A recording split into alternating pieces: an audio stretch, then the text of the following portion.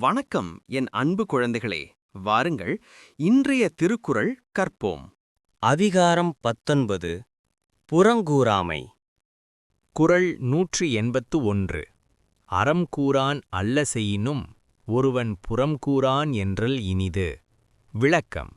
ஒருவன் அறத்தைப் போற்றிச் சொல்லதவனை தீய செயல்களைச் செய்தொழுகுபவனானாலும் அவன் புறம்கூறாதவன் என்று மற்றவர் சொல்லும்படி நடத்தல் நல்லது. குறள் 182.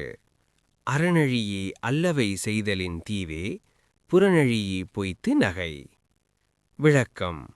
ஒருவன் இல்லாத இடத்தில் அவனை புறங்கூறி அவனைக் கண்டவிடத்து பொய்யாக அவனை புகழ்தல் அறத்தை கெடுத்து பாவம் செய்வதை விட தீமையுடையது ஆகும்.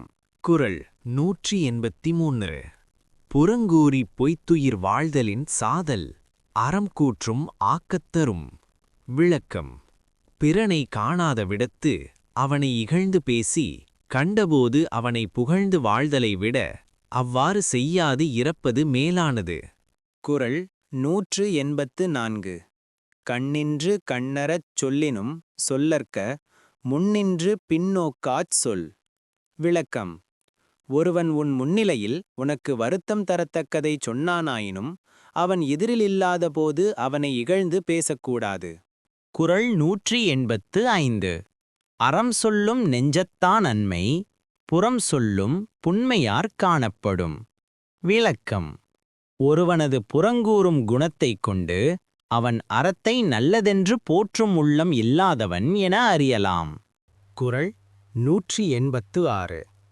பிறன் பழி கூறுவான் தன் பழியுள்ளும் திறன் தெரிந்து கூறப்படும். விளக்கம். பிறருடைய குற்றங்களை கூறுகின்றவனது இழி செயல்களுள் மிகவும் இழிந்தவற்றை பிறர் ஆராய்ந்து எடுத்துக் கூறுவர். குறள் 187. பகைச்சொல்லி கேளிர் பிரிப்பர் நகச்சொல்லி நட்பாடல் தேற்றாதவர். விளக்கம். கூடி மகிழும்படி இனிய சொற்கள் பேசி நட்புக் கொள்ளுதலை அறியாதவர் தம் உறவினரையும் புறங்கூறி பிரிந்து போகுமாறு செய்துவிடுவார்.